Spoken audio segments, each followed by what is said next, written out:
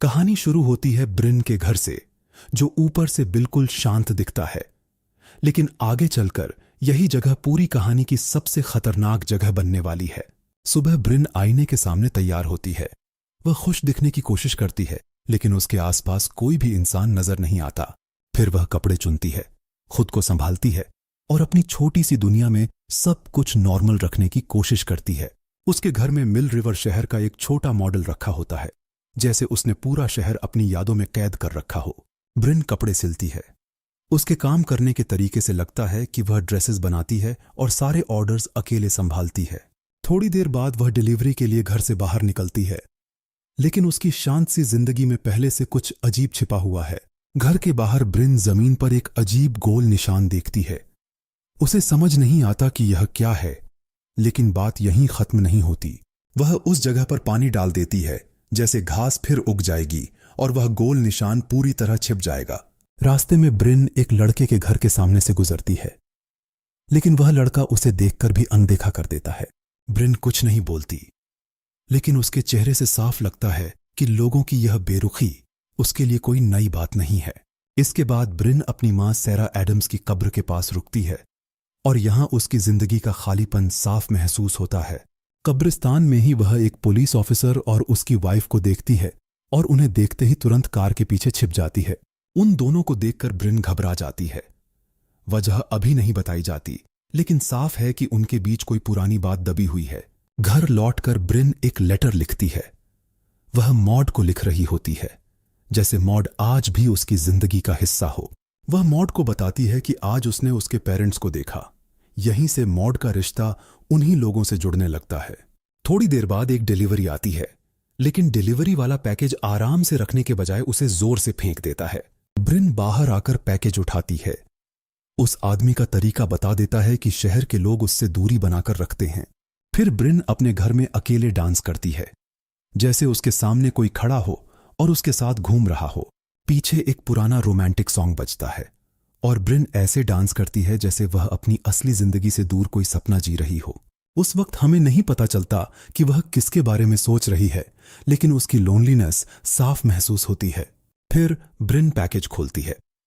अंदर doll house जैसी एक छोटी चीज होती है, जिसे वह अपनी सिटी मॉडल में जोड़ देती है। वह वाइन खोलती है और मॉड को एक और लेटर लिखती है, जैसे ये लेटर्स उसकी रोज की जरूरत बन चुके हों। ब्रिन लिखती है कि सब कुछ आज भी पहले जैसा लगता है। दिन आपस में मिलते जा रहे हैं और 10 साल गुजर चुके हैं। लेटर पर मॉड कॉलिंस का नाम दिखाई देता है और फिर 2 छोटी लड़कियों की फोटो सामने आती है। फोटो में ब्रिन और मॉड बेस्ट फ्रेंड्स जैसी दिखती हैं। इससे साफ होता है कि मॉड उसके पास्ट का सबसे अहम हिस्सा थी। रात में अचानक घर की सारी लाइट्स अपने आप जल जाती है। ब्रिन चौंक जाती है, क्योंकि घर में उसके अलावा कोई नहीं है। कुछ ही देर बाद लाइट्स बुझ जाती हैं।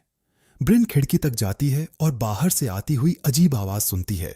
अब वह नीचे जाकर देखने का फैसला करती है, लेकिन जब वह लाइट जलाने की कोशिश करती है तो लाइट काम ही नहीं करती। नीचे पहुंचकर ब्रिन देखती है कि दरवाजा खुला हुआ है। अब उसे समझ आता है कि घर में कुछ गलत हो चुका है। ब्रिन घर के अंदर किसी चीज की हलचल महसूस करती है। वह बिना आवाज किए वापस ऊपर जाने की कोशिश करती है। तभी वह तेजी से सीढ़ियां चढ़ती है और अपने कमरे में छिपने की जगह ढूंढती है, क्योंकि कोई उसके पीछे आ रहा है। एक एलियन कमरे का दरवाजा खोलता है, लेकिन ब्रिन बिस्तर के दूसरी तरफ छिपी रहती है। ब्रिन बिस्तर के नीचे चली जाती है और एलियन उसी बिस्तर पर चढ़ जाता है जिसके नीचे वह छिपी हुई है। फिर एलियन खिड़की की तरफ जाता है और बाहर निकल जाता है। मौका मिलते ही ब्रिन उठती है और खिड़की बंद कर देती है। अब ब्रिन नीचे उतरती है। उसके हाथ में एक चीज होती है और वह एलियन के दोबारा आने का इंतजार करती है। वह दरवाजा बंद करने में कामयाब हो जाती है, लेकिन तभी लाइट्स ब्लिंक करने लगती हैं और अलार्म बज उठता है। कुछ देर बाद एलियन सीढ़ियों से नीचे उतरना शुरू करता है। ब्रिन डरी हुई है, लेकिन फिर भी घर के अंदर टिके रहने की कोशिश करती है। एलियन फ्रिज के पास दिखाई देता है और ब्रिन को देख लेता है। ब्रिन तुरंत फ्रिज का डोर उसके ऊपर धक्का देती है। एलियन घायल हो जाता है, लेकिन खतरा खत्म नहीं होता। घर के अंदर चीजें अपने आप हिंसक तरीके से हिलने लगती हैं। एक डॉग तेज ताकत से ब्रिन की तरफ आता है। अब उसे समझ आता है कि यह क्रीचर सिर्फ शरीर से नहीं, पावर से भी हमला करता है। एलियन ब्रिन के पास आता है, और उसे किसी साइकिक फोर्स से पीछे खींचकर हवा में उठा देता है। लेकिन ब्रिन हार नहीं मानती। हवा में लटकी हुई वह खुद को घुमाती है और एलियन के सिर पर जोर से वार करती है। एलियन गिरता है और ब्रिन के ऊपर आ जाता है। इस भिड़ंत में वह किसी तरह अपनी जान बचा लेती है। अगली सुबह ब्रिन देखती है कि एलियन जमीन पर पड़ा है, मतलब वह पहला हमला सरवाइव कर चुकी है। अब ब्रिन घर को अंदर से सुरक्षित करना शुरू करती है। वह सोफा को दरवाजे के सामने लगाती है ताकि कोई अंदर ना आ सके। फिर वह घर छोड़कर बाहर निकलती है। सड़क बिल्कुल खाली पड़ी है और वह बाइसिकल से शहर की तरफ बढ़ती है। रास्ते में ब्रिन डिलीवरी वाले आदमी की गाड़ी उलटी पड़ी देखती है। यह वही आदमी है जिसने उसका पैकेज फेंका था। ब्रिन गाड़ी के अंदर देखने की कोशिश करती है, लेकिन वहां से उसे कोई साफ जवाब नहीं मिलता। थोड़ा आगे उसे एक घर मिलता है। वह अंदर जाने की कोशिश करती है, लेकिन घर बुरी तरह टूटा हुआ लगता है। ब्रिन जमीन पर कुछ देखती है। जब वह ऊपर आसमान की तरफ देखती है तो उसे समझ आता है कि वह एक और अजीब निशान पर खड़ी है। जमीन पर कई सिंबल्स दिखाई देते हैं। ये निशान उसके घर के आंगन वाले गोल निशान से मिलते जुलते लगते हैं। अब ब्रिन पुलिस स्टेशन पहुंचती है। वहां उसे एक महिला और पुलिस चीफ मिलते हैं। यह पुलिस चीफ कॉलिंस है और यही सरनेम मॉड कॉलिंस से जुड़ता है, जिसे ब्रिन बार बार लेटर्स लिखती रहती है। तभी वह महिला ब्रिन के चेहरे पर थूक देती है। इससे साफ हो जाता है कि उस परिवार के अंदर ब्रिन के लिए बहुत गुस्सा है। चीफ कॉलिंस कुछ नहीं करता। उसका चुप रहना बताता है कि ब्रिन और कॉलिंस फैमिली के बीच कोई बहुत बड़ा जख्म है। इसके बाद ब्रिन की हालत खराब होने लगती है। वह वहां से निकलती है, लेकिन उसके शरीर में कुछ अजीब महसूस होता है। ब्रिन अपना हुलिया बदलकर छिपने की कोशिश करती है। फिर इसी डिस्गाइज में वह एक बस में चढ़ जाती है। बस में बैठकर ब्रिन को थोड़ी राहत मिलती है, जैसे शहर से दूर जाकर वह बच सकती है। लेकिन तभी पीछे बैठा एक आदमी अचानक उठता है और ब्रिन के पीछे आकर बैठ जाता है। वह आदमी ब्रिन को पकड़ लेता है। ब्रिन गिरती है और देखती है कि वह वही डिलीवरी वाला आदमी है। जिस आदमी की गाड़ी पहले उलटी मिली थी, अब वही अजीब हालत में ब्रिन का पीछा कर रहा है। बस में कोई ब्रिन की मदद करना चाहता है, लेकिन उसे रोक दिया जाता है। अब माहौल और भी डरावना हो जाता है। डिलीवरी वाला आदमी अजीब बॉडी पोजीशन में ब्रिन की तरफ बढ़ता है, जैसे अब वह अपने कंट्रोल में ही नहीं है। तभी एक महिला बीच में आती है और उसके गले में भी कुछ अजीब दिखाई देता है। ब्रिन उस वक्त यह बात समझ नहीं पाती, लेकिन बाद में मुंह और गले से जुड़ी यही चीज बहुत अहम हो जाती है। ड्राइवर अचानक ब्रेक लगाता है। डिलीवरी वाला आदमी गिरता है और कुछ पल के लिए बेहोश हो जाता है, लेकिन वह फिर उठ जाता है। ब्रिन बस से उतरकर भागती है और वह आदमी फिर उसके पीछे आ जाता है। ब्रिन भागते भागते किसी प्राइवेट जमीन में घुसती है और आगे जाकर एक बड़े घर तक पहुंचती है। वह पीछे से अंदर जाने की कोशिश करती है क्योंकि सामने का रास्ता बंद है, लेकिन वह अंदर नहीं जा पाती। वहीं ब्रिन को मॉड कॉलिंस की कब्र मिलती है। उस पर 2000 से 2012 तक का समय लिखा होता है। अब साफ होने लगता है कि ब्रिन की चिट्ठियां किसी जिंदा दोस्त को नहीं, बल्कि अपनी मर चुकी दोस्त मॉड को लिखी जाती हैं। तभी आसमान ब्रिन के ऊपर अजीब हो जाता है। वह डरकर भागती है, जैसे क्लाउड्स खुद उसका पीछा कर रहे हों। भागते हुए ब्रिन एक जगह पहुंचती है जहां कई लोग हिप्नोटाइज्ड हालत में आसमान की तरफ हाथ उठाए खड़े हैं। उन लोगों में से एक आदमी ब्रिन की तरफ अजीब तरीके से देखता है और ब्रिन तुरंत वहां से निकल जाती है। अगर कहानी इंटरेस्टिंग लग रही है तो चैनल को सब्सक्राइब कर लो, क्योंकि अब ब्रिन की हालत और भी बिगड़ने वाली है। इसके बाद ब्रिन वापस अपने घर पहुंचती है, जहां पहला एलियन अभी भी जमीन पर पड़ा होता है। वह एलियन के मुंह से निकले अजीब लिक्विड को देखती है, जो घर से बाहर तक एक रास्ता बना रहा होता है। ब्रिन कपड़ा हटाकर देखती है और सच में वहां एक अजीब चिपचिपा निशान मौजूद होता है। वह उस निशान का पीछा करती है और गार्डन में पहुंचती है, जहां गोंद जैसी अजीब चीज पड़ी होती है।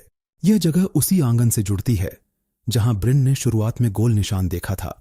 ब्रिन ऊपर देखती है। आसमान फिर वैसा ही अजीब लगता है, जैसे कोई चीज उसे देख रही हो। अब ब्रिन घर को सुरक्षित करने का फैसला करती है। वह पानी गर्म करती है और कुछ टूल्स ढूंढती है। उसे एक कटर जैसी चीज मिलती है। ब्रिन उसे अपने पास रखती है, क्योंकि अब उसे लड़ना भी पड़ सकता है। फिर वह घर की विंडोज पर ब्लैंकेट्स ठोकना शुरू करती है, ताकि बाहर की अजीब रोशनी अंदर ना आ सके।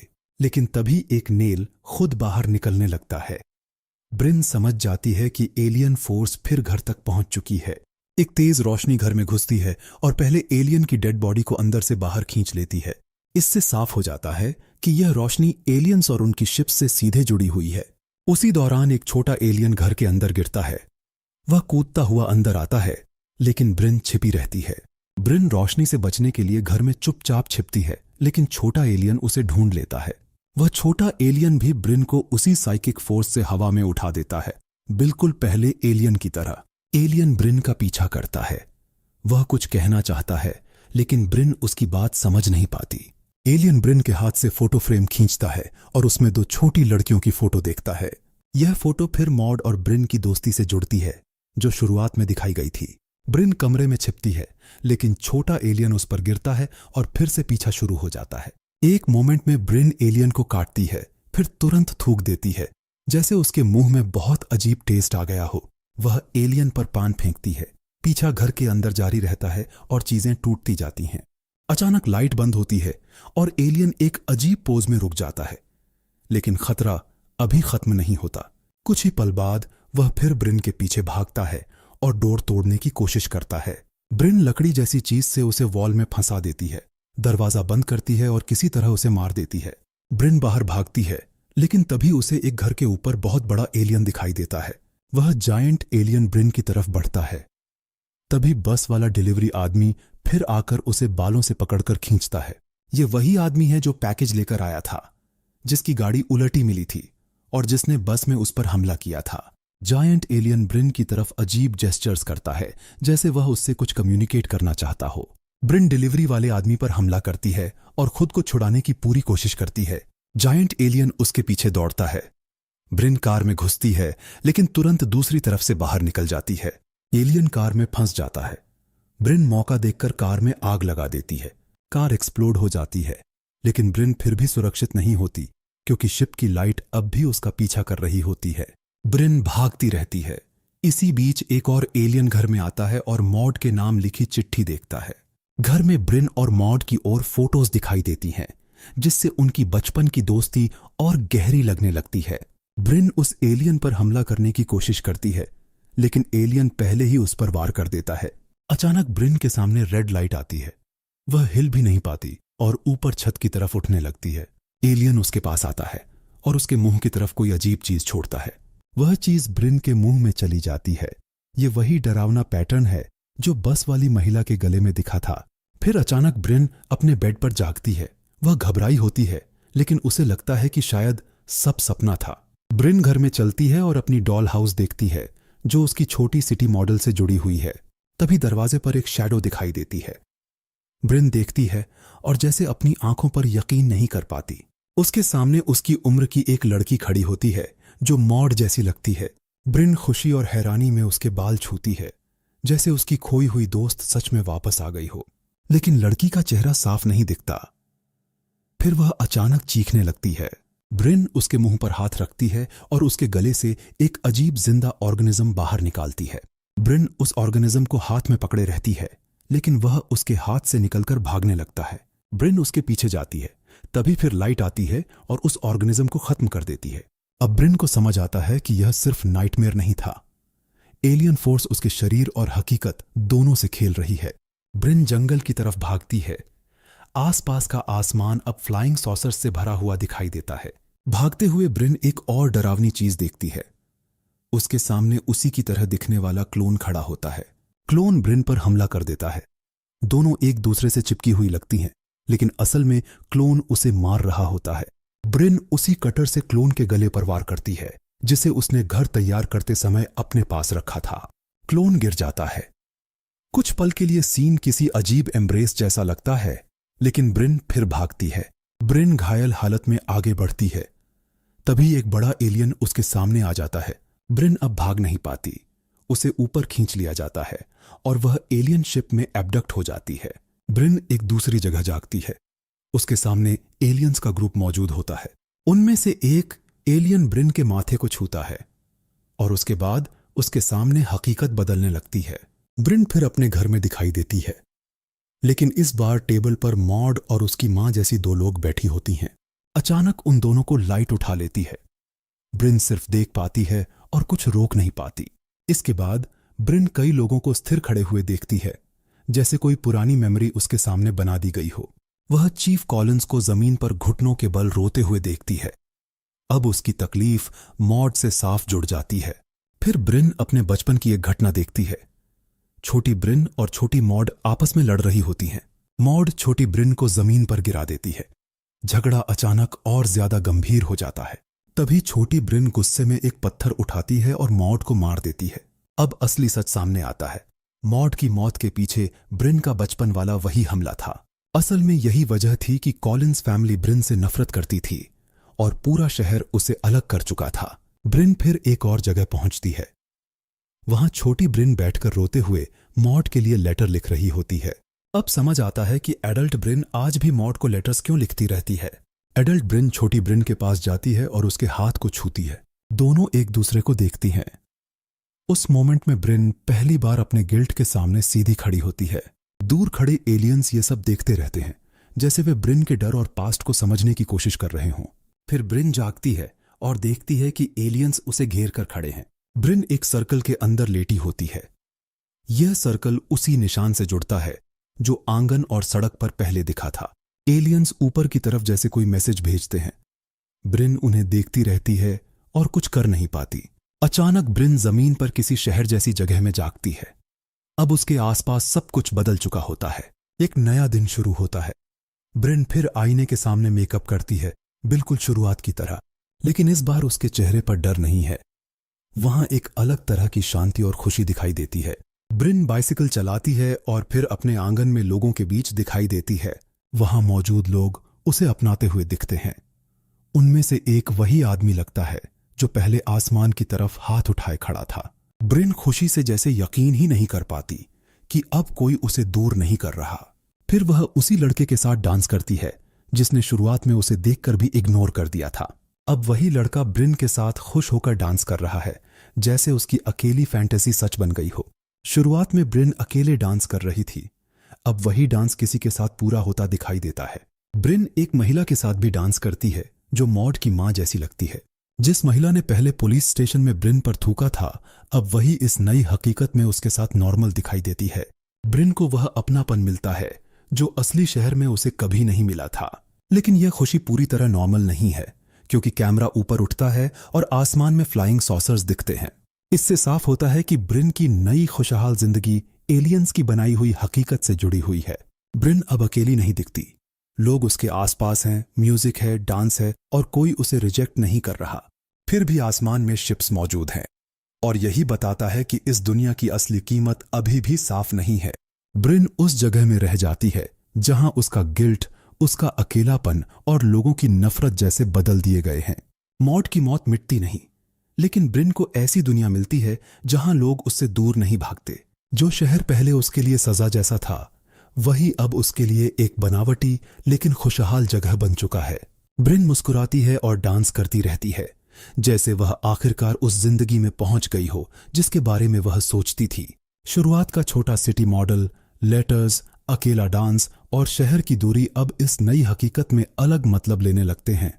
लेकिन एक बात साफ है, एलियन इन्वेजन खत्म नहीं हुई है। उल्टा, फ्लाइंग सॉसर्स अब खुले आसमान में मौजूद हैं। फिर भी ब्रिन के आसपास के लोग शांत हैं, जैसे उनके लिए सब कुछ नॉर्मल हो चुका हो। वह उसी शहर में रहती है जहां कभी हर कोई उसे इग्नोर करता था, मगर अब हर चेहरा फ्रेंडली दिखता है। ब्रिन का घर, उसका आंगन और उसका डांस फिर दिखाई देते हैं, लेकिन अब वहां अकेलापन गायब लगता है। आसमान में शिप्स मौजूद रहती हैं और नीचे ब्रिन अपनी नई जिंदगी का हिस्सा बन चुकी होती है। कैमरा ऊपर उठता है, शहर छोटा दिखने लगता है और फ्लाइंग सॉसर्स उस नई हकीकत के ऊपर मंडराते रहते हैं। नीचे ब्रिन डांस करती रहती है और ऊपर एलियन शिप्स साफ दिखाई देती हैं। यही आखिरी बड़ा दृश्य हमारे सामने आता है। उस नई दुनिया में ब्रिन मुस्कुराती रहती है, जबकि आसमान बता देता है कि सब कुछ एलियंस के कंट्रोल से जुड़ा हुआ है। यह था film no one will save you का समरी, जो 2023 में रिलीज हुई थी। अगर ये समरी पसंद आई तो चैनल को सब्सक्राइब करो और कमेंट में बताओ अगली कौन सी मूवी चाहिए।